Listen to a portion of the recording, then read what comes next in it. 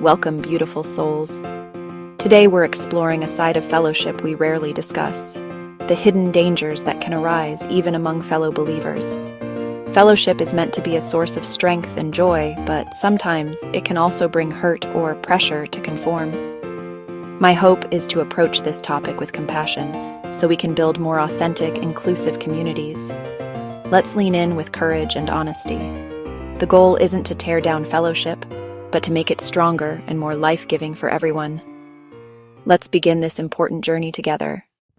Have you ever felt out of place for questioning something everyone else seems to accept? That's groupthink. The pressure to conform, even at the cost of your own voice. True fellowship isn't about uniformity, it's about unity and diversity. We need spaces where every person feels safe to bring their authentic self, questions and all. Growth happens when we're honest, not when we all agree. Sometimes fellowship can feel like a closed circle, leaving newcomers on the outside. Cliques often form unintentionally, but the result is real isolation for those left out. Overcoming this means intentionally widening the circle and seeing every person as an opportunity to expand love. True community welcomes, not excludes. Let's be the ones who notice and invite others in.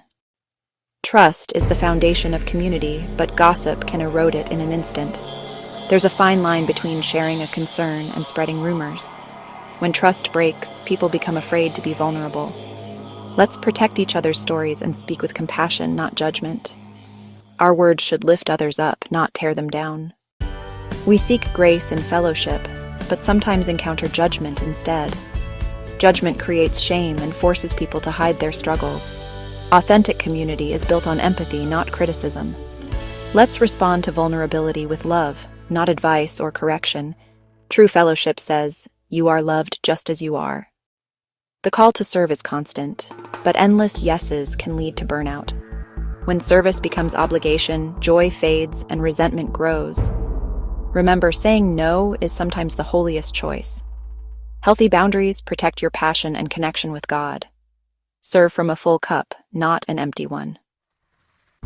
In trying to fit in, we sometimes hide our true selves, but the beauty of community is found in our differences. When we suppress our individuality, everyone loses. True belonging means being fully yourself and being loved for it. Bring your unique gifts to the table. They're needed. Avoiding conflict for the sake of peace only creates hidden tension. Unresolved issues fester and divide.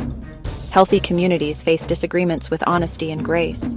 Conflict handled well leads to deeper understanding and real peace.